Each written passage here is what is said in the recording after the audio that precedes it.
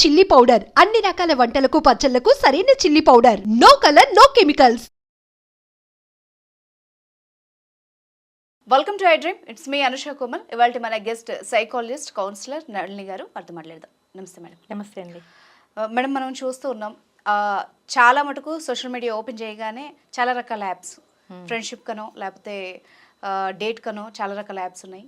మళ్ళీ మనం ఫర్దర్గా మాట్లాడుకుంటే ఈ మధ్యకాలంలో ఇష్యూస్, అమ్మాయిలు ఫ్రెండ్షిప్, లవ్, రిలేషన్షిప్ మళ్ళీ మోసపోవడాలు, మళ్ళీ కేసుల వరకు వెళ్ళడాలు, ఇవన్నీ కూడా చూస్తున్నాం. అసలు బేసిక్గా అమ్మాయిలు ఇట్లా తెలియని వాళ్ళతో ఫ్రెండ్షిప్ చేయడం కానీ ఏదైనా రిలేషన్షిప్లోకి వెళ్లే ముందు ఎట్లాంటి జాగ్రత్తలు తీసుకోవాలి? అంటే అది మళ్ళీ వేరే మార్గం వెళ్లకుండా ఎలాంటి జాగ్రత్తలు తీసుకుంటే బెటర్? చాలా మంచి ప్రశ్న అండి, అవసరమైన ప్రశ్న. మనమంటూ human beings are all social animals అంటారు. అంటే మనం అసలంటూ ఈ ప్రపంచంలో కొంచెం జ్ఞానం వచ్చి కొంచెం మాట్లాడటం వచ్చినప్పుడు సహజంగా స్నేహాలు అనేవి చాలా కామన్, స్కూల్ నుంచే మొదలవుతాయి కదా. కాకపోతే ఏంటంటే ఒక వయసు వరకు ఎవరితో స్నేహం చేస్తున్నారు ఏంటి అంతా కూడా తల్లిదండ్రుల కంట్రోల్లో ఉంటుంది. ఒక వయసు వచ్చినప్పటి నుంచి ఆబ్వియస్గా మొత్తం కంట్రోల్లో ఉండదు. మీరు అన్నట్టు ఇప్పుడు చదువుల కోసమో దేనికోసమో వేరే ఊళ్ళో అవి వచ్చినప్పుడు అప్పుడు ఇంకా డేంజర్ డేంజర్ డేంజర్ అంటూ ఆలోచిస్తూ కేవలం తలతో వంచుకొని పని చేసుకొని మళ్ళీ వచ్చేసి చేసే పరిస్థితి ఎవ్వరికీ ఉండదు. ఎలా అయినా పరిచయాలు అనేవి ఉంటాయి. వయసు పరంగా కొంత అట్రాక్షన్ అనేది ఖచ్చితంగా ఉంటుంది. అది బయలాజికల్ థింగే. అది అందులో పెద్ద ఆశ్చర్యపోవాల్సిందో సిగ్గుపడాల్సిందో అవాయిడ్ చేయాల్సిందో కూడా లేదు.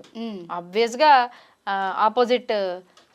ఆపోజిట్ జెండర్స్ ఖచ్చితంగా get attracted each other. Opposite అంటానికి కూడా లేదు ఇవాళ రేపు, అనకూడదు. అన్ని రకాలవి ఉన్నాయి, ఎందుకంటే అన్ని లీగల్ కాబట్టి. ఇప్పుడు ఇద్దరు మనుషులు అనుకుందాం, ఇద్దరు మనుషులు ఒక వయసు వచ్చాక, ఒక యుక్త వయసు వచ్చినప్పటి నుంచి ఒక రకమైన అంటే స్నేహానికి మించి ఒక సాఫ్ట్ కార్నర్, ఒక ప్రేమ, ఒక కేరింగ్, అంటే ఇవన్నీ దేనికి అంటే ఈ రిలేషన్షిప్ని పర్మనెంట్ చేద్దాము అనే ఒక భావనలోంచి వచ్చేవి ఇవన్నీ. నాకు ఇవాళ మీరు పరిచయం అయ్యారు, ఈ షూట్ ఉన్నంతసేపు నేను మీతో మాట్లాడతాను, అయిపోయిన తర్వాత మళ్ళీ మన షూట్ కలిస్తే కలుస్తాను, లేకపోతే అనుషతో నళినికి పని లేదు, నళినికితో అనుషకి పని లేదు. ఇదేంటంటే వర్క్ ఎప్పుడు ఉంటే అప్పుడే మనం పలకరించుకుంటూ ఉంటాం. ఇందులో కంటిన్యూటీ ఉండాలని మనం కోరుకోం. అదే నేను మీ సిస్టర్నో లేకపోతే నేను మీ సహ కొలీగ్నో అయినప్పుడు ఆబ్వియస్గా మన ఇద్దరం ఒక మంచి బాండ్ ఏర్పరచుకోవాలని ఇద్దరి వైపు నుంచి ప్రయత్నం అనేది ఉంటుంది కదా. ఇది ఇద్దరు అమ్మాయిలు కాబట్టి ఇది ఓకే, అమ్మాయి అబ్బాయి అయితే మాత్రం కుదరదు అనడానికి లేదు కదా. సహజంగా అది కూడా జరుగుతుంది. సో ఎప్పుడైనా సరే పరిచయం స్నేహంగానో, పరిచయం ప్రేమగానో, పరిచయం బంధంగానో మారడానికల్లా మెయిన్ ఫ్యాక్టర్ ఏంటంటే దాన్ని పర్మనెంట్ చేసుకోవాలనే ఒక మనిషికి ఉండే తాపత్రయం. ఓకే. సో ఇక్కడ మీరు అన్నట్టు జాగ్రత్తలు ఏం తీసుకోవాలి అంటే రిలేషన్షిప్స్ మనిషిని నమ్మడం, మనిషి మీద ఎంతో కొంత ఆధారపడడం, ఫైనాన్షియల్ లావాదేవీలు కూడా కొంచెం జరుగుతూ ఉండొచ్చు, కానీ సేఫ్టీ విషయంలో అసలు కాంప్రమైజ్ అవ్వకూడదు అన్న విషయం మాత్రం పరిచయం స్థాయి నుంచి బంధం స్థాయి వరకు ప్రతి వాళ్ళు జాగ్రత్తగా తీసుకోవాలి. అది తీసుకోవాల్సిన మెయిన్ థింగ్. సేఫ్టీ విషయంలో సేఫ్టీ ట్రైనర్స్ మేము కూడా చెప్తూ ఉంటాం, అంటే prevention is always better than cure. మీరు మీ వచ్చే క్లయింట్స్ కి ఎలాంటి సూచనలు ఇస్తారు? ఒక అమ్మాయి అయితే ఫస్ట్ ఇప్పుడు మాట్లాడచ్చు, కానీ మాట్లాడేటప్పుడు కాన్వర్సేషన్ యొక్క ఓరియంటేషన్ ఎటు వెళ్తుంది? సెక్షువల్ టాక్స్ లోకి వెళ్తుందా, లేకపోతే ఇప్పుడు నువ్వు బాగున్నావు అమ్మ, చక్కగా ఉంది అంటం వేరు, నువ్వు వేసుకున్న డ్రెస్ లో ఇవాళ నాకు ఇలా కనిపించావు, ఇలా అర్థమైపోతూ ఉంటుంది. అక్కడ అర్థం అవ్వాలి. ఓకే, అమ్మాయిలు జనరల్ గా అర్థమైపోతుంది అని అంటారు. లేదు, అందరూ ఏం జ్ఞానం చెప్పేసేసుకొని రారు, అనుభవం మీదే తెలుస్తుంది. కానీ ఇలా వస్తున్నప్పుడు పిల్లలు అర్థం చేసుకోవాల్సింది ఏంటంటే ఆల్వేస్ హ్యావ్ ఏ ట్రాక్. అది ఏ డైరెక్షన్ లో వెళ్తోంది అనేది అబ్జర్వ్ చేయాలి. కేవలం అంటే ఇక్కడ టీనేజ్ పిల్లల నుంచి కొంచెం అడల్ట్హుడ్ లోకి వచ్చిన తర్వాత కూడానండి ఒక ఐడెంటిటీ క్రైసిస్ ఉంటుంది. అంటే నేను బాగున్నానా లేదా, నేను కూడా అటెన్షన్ గ్రాప్ చేస్తున్నానా లేదా, నన్ను కూడా అందరు పట్టించుకుంటున్నారా లేదా అనే ఒక భావన, అందరికీ ఒక డౌట్ ఉంటుంది, సెల్ఫ్ ఐడెంటిటీ ఉంటుంది. కానీ ఆ సెల్ఫ్ ఐడెంటిటీని నువ్వు తెచ్చుకోవడం కోసం నువ్వు ప్రొజెక్ట్ చేసుకుంటున్నావు. మాట తీరు ప్రొజెక్ట్ చేసుకోవచ్చు, పని ప్రొజెక్ట్ చేసుకోవచ్చు, టాలెంట్ ప్రొజెక్ట్ చేసుకోవచ్చు. ఇప్పుడు మీలో బ్రహ్మాండమైన టాలెంట్ ఉండి మీ వర్క్ బ్రహ్మాండంగా ఉన్నప్పుడు అవసరం ఉన్న ప్రతి వాళ్ళు మీ దగ్గరికే వచ్చి మాట్లాడతారు. అది కూడా ఒక కైండ్ ఆఫ్ అటెన్షన్ గ్రాబింగ్. అంతే తప్ప శారీరక అవయవాల అందం ఆధారంగానే మీరు అందరినీ అట్రాక్ట్ చేయాల్సిన రూల్ ఏమీ లేదు. అంటిల్ అండ్ అన్లెస్ అందము స్టైలింగ్ రిలేటెడ్ ఫీల్డ్స్ లో ఉంటే తప్ప. అది కూడా తప్పనట్లా నేను. ఓ మోడల్ ఉన్నారు, ఒక యాక్ట్రెస్ ఉన్నారు, తప్పదు. They have to maintain their body and their figure. Every body part ఎటు పెరుగుతుంది, ఎట్లా పెరుగుతుంది, వాళ్ళు జాగ్రత్త తీసుకోవాలి. దాన్ని కూడా ఏం తక్కువ చూడాల్సిన అవసరం లేదు. ఇన్ అదర్ కేసెస్ వేరే వాళ్ళతో కాన్వర్సేషన్ మాట్లాడుతున్నప్పుడు వాళ్ళు బాడీ పార్ట్స్ని చేసే విధంగానో కొంచెం అనవసరమైన డైరెక్షన్లోకి అది వెళ్తోందా అనేది గమనించుకుంటున్నప్పుడు అది ముందే ఆ లైన్స్ డ్రా చేసుకోవటం అనేది అమ్మాయిలు చేయాల్సిన ఫస్ట్ విషయం. ఎందుకంటే ఒకవేళ నువ్వు ప్రేమలోనే పడతావు అని అనుకుందాం, నీతో పరిచయం అందరితోనే ప్రేమలో పడిపోతావా? అట్రాక్ట్ అవుతావు అని అనుకో. నీతో పరిచయం అందరు అబ్బాయిలతోనే అట్రాక్ట్ అయిపోతావా? లేదు, నువ్వు మాట్లాడుతున్నా అలాంటి అబ్బాయి అందరు అమ్మాయిలను అట్రాక్ట్ చేసేస్తున్నాడంటే అది నీకు నష్టమేగా. అవును. సో ఎంతమంది నాకు అట్రాక్ట్ అవుతున్నారా ఆలోచించొద్దు. నీ నీ నీ రిలేషన్షిప్ అనేది ఎలాగో నువ్వు ఒక్కళ్ళతోనే ఉండటానికి నువ్వు కూడా ఇష్టపడతావు కాబట్టి ఆ ఒక్క సరైన వ్యక్తి ఎవరు అని నీకు దొరికేంత వరకు ఊరికనే మిగిలిన ఎవరిని కూడా ఎంటర్టైన్ చేయకూడదు. ఈ అమ్మాయి కొంచెం స్ట్రిక్ట్ రా అనిపించుకోవడం చాలా చాలా మంచిది ఈ రోజుల్లో. మనసులో ఆ మెత్తదనం, ఆ సున్నితత్వం ఉంచుకో, కానీ మాట తీరులో, బిహేవియర్లో మాత్రం ఎప్పుడు కూడా అమ్మో లైన్ దాటితే కష్టం రో అమ్మాయితో అనే ఒక భావన ఉంటే కొంతలో కొన్ని తలకాయ నొప్పులు తగ్గించుకోవచ్చు. అట్లీస్ట్ కొన్ని తలకాయ బౌండరీస్ ఖచ్చితంగా. ఫిజికల్ బౌండరీ, ఎమోషనల్ బౌండరీ రెండు చెప్తాం మేము. ఫిజికల్ బౌండరీ, నీ చెయ్యి దూరంలోనే మాట్లాడాలి ఎవరైనా సరే. ఎందుకంటే ఒక్కొక్కసారి మాట తీరులో వీటిలో పార్ట్స్ అన్సేఫ్ గా టచ్ చేసేసే ప్రయత్నం చేసే వాళ్ళు ఉంటారు. అవును. సో అందుకే చెయ్యి దూరంలో నిలబడి మాట్లాడు, ఏం వినిపించదా కదా. సో ఒక చెయ్యి దూరంలో ఎప్పుడు మెయింటైన్ చేయి, ఏ వ్యక్తినైనా సరే ఒక చెయ్యి దూరంలో మెయింటైన్ చేయి. ఫిజికల్ బౌండరీ, ఎమోషనల్ బౌండరీ కూడా షేర్ చేసుకో. నీకు అడ్రస్లు తెలియాలి, విషయాలు తెలియాలి, అడుగు, సహాయం అడుగు, చదువుకు సంబంధించి డిస్కస్ చెయ్యి. కానీ నీ పర్సనల్ లైఫ్ లో ఏ ఏ విషయాలు నువ్వు షేర్ చేస్తున్నావు, ఏ ఏ విషయాలకి నువ్వు ఎక్కడి నుంచి సపోర్ట్. ఇక్కడ ఇది చాలా మెయిన్ ఇంపార్టెంట్ పాయింట్ మేడం. ఎందుకంటే ఉమెన్స్ ఆర్ ఎమోషనల్లీ వీక్ అన్నది ప్రతి ఒక్కళ్ళకి అది వీక్నెస్ పట్టుకుంటారు. సో వీళ్ళు ఏంటంటే ఏదైనా బాధలోనూ లేకపోతే ఏదైనా ప్రాబ్లంలోనూ లేకపోతే ఏదైనా మెంటల్ సపోర్ట్ కోసం తెలియకుండానే ఆ కన్వర్జేషన్ లో ఇరుక్కుంటారు. సో అలాంటి వాళ్ళు ఎట్లాంటి జాగ్రత్తలు తీసుకోవాలి ఇది కూడా చెప్తామండి. మనకి ఇప్పుడు ట్రస్ట్ వర్దీ పీపుల్ అని మనం ఎప్పుడు సెలెక్ట్ చేసుకోవాలి. చిన్న పిల్లలప్పటి నుంచే మేము నేర్పిస్తాం మా ట్రైనింగ్స్ లో.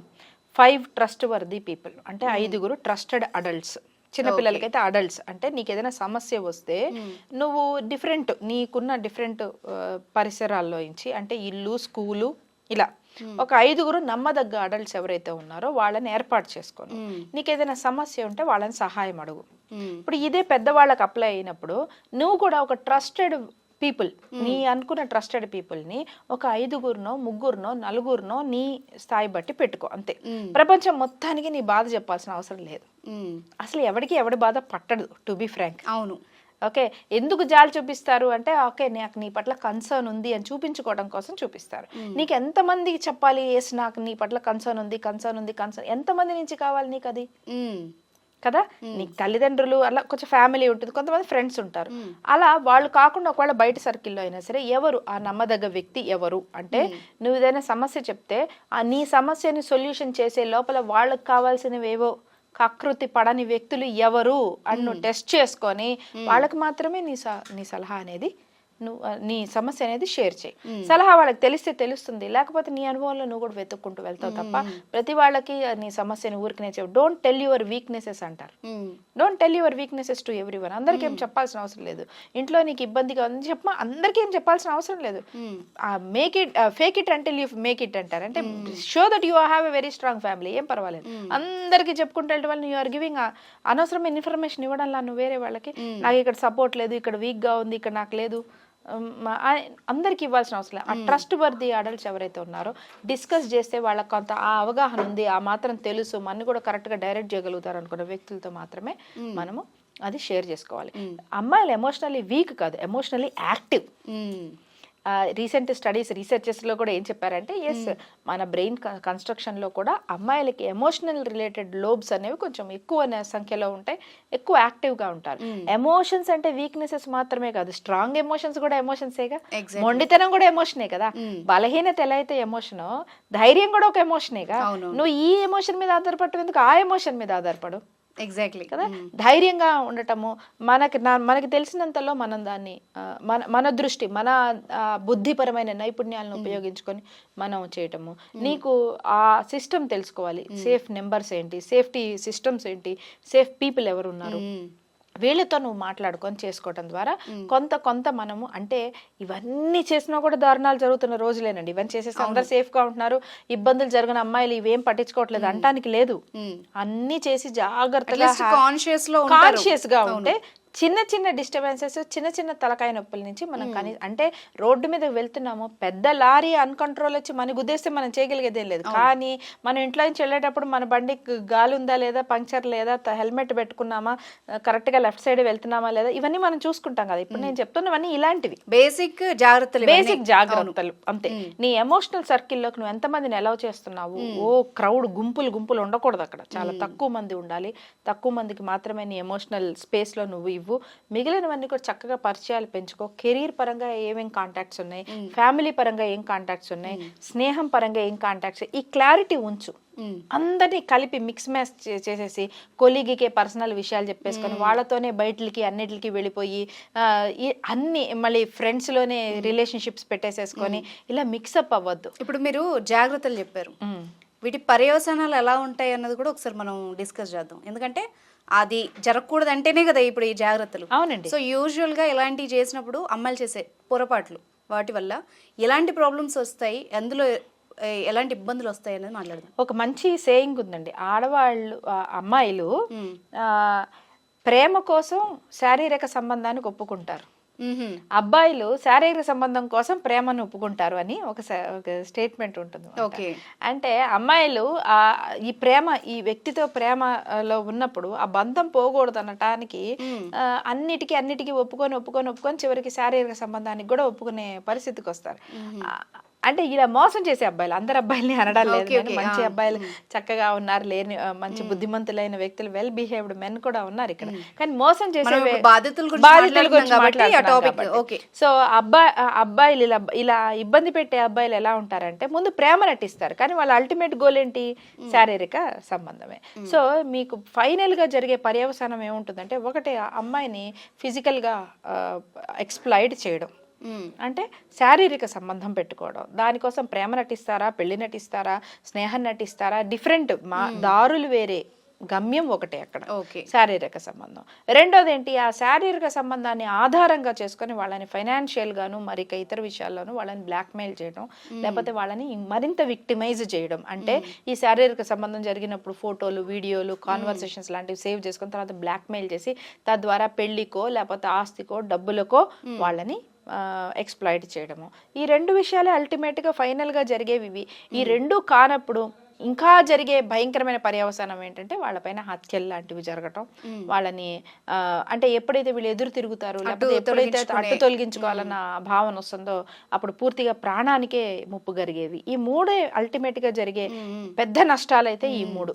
ఓకే, చిన్న చిన్న నష్టాల్లో ఏమొస్తాయి అంటే ఈ కాన్వర్జేషన్స్, చాట్స్, ఇవన్నిటిని ఫోటోలు తీసుకొని ఫోటోలు మార్ఫ్ చేయటం కానీ, లేదు నిజంగానే న్యూడ్ కాల్స్ వచ్చేంత వరకు వాళ్ళని లాగి అవి చేసుకోవాలనుకోవటమే కానీ, లేకపోతే ఎమోషనల్గా విపరీతంగా వాళ్ళ మీద డిపెండ్ అయిపోయేలాగా చేసేసుకొని వాళ్ళ స్థితిగతులు, వాళ్ళ ఇవితో సంబంధం లేకుండా ఇక చచ్చినట్టు వీడితో తప్ప పెళ్లి ఇంకా ఇప్పుడు ఇంతవరకు వచ్చాక ఇతన్ని కాకుండా ఇంకా నేను వేరే ఎవరిని అయినా ఎలా పెళ్లి చేసుకుంటాను అనే పరిస్థితి అమ్మాయికి క్రియేట్ చేయటం కానీ, ఇలాంటివన్నీ ఈ మధ్యలో జరిగే పర్యవసానాలు.